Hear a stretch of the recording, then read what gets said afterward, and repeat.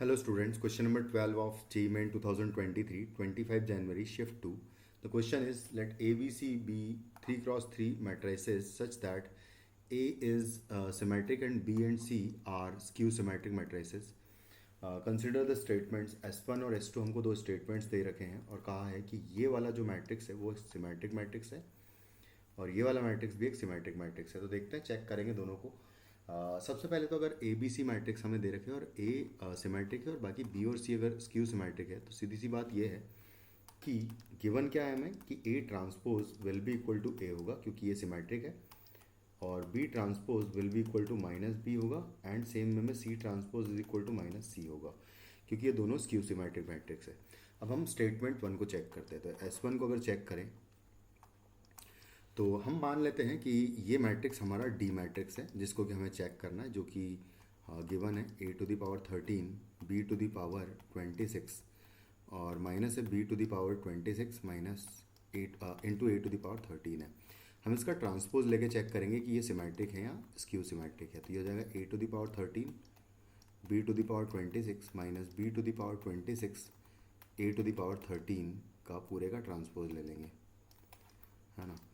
तो जब ट्रांसपोज लेते हैं तो प्लस माइनस में ट्रांसपोज सेम वे में डिस्ट्रीब्यूट हो जाता है। तो ये हो जाएगा a to the power 13 b to the power 26 to the power है ना का पार्ट ट्रांसपोज हो जाएगा minus b to the power 26 a to the power 13 का ट्रांसपोज।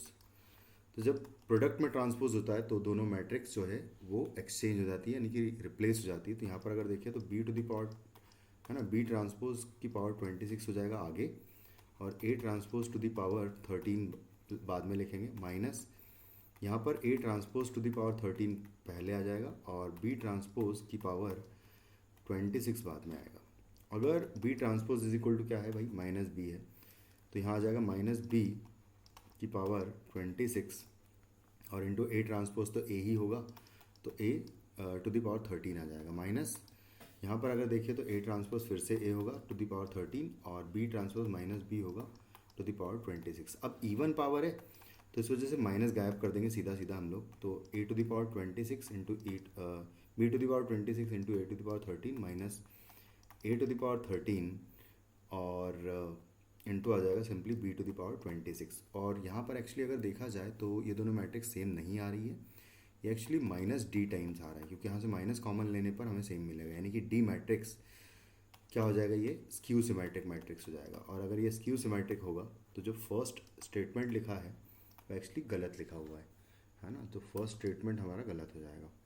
अगर फर्स्ट स्टेटमेंट गलत हो जाएगा उसके बाद अगर देखा जाए तो यहाँ पर देखो, अब देखो चेंज क्या है, ए तो सेम आया है, ए की पावर एक्चुअली 26 कर भी देंगे तो कोई फ़र्क नहीं पड़ने वाला इससे, लेकिन यहाँ पर सी टू द पावर 13 किया है ना, तो सी का ट्रांसपोज एक्चुअली माइनस सी आएगा और माइनस सी आएगा तो यहाँ पर नेगेटिव आएगा, यहाँ पर उल्टा होकर नेगेटिव आएगा। तो सेकंड स्टेटमेंट एक्चुअली ट्रू लिखा हुआ है।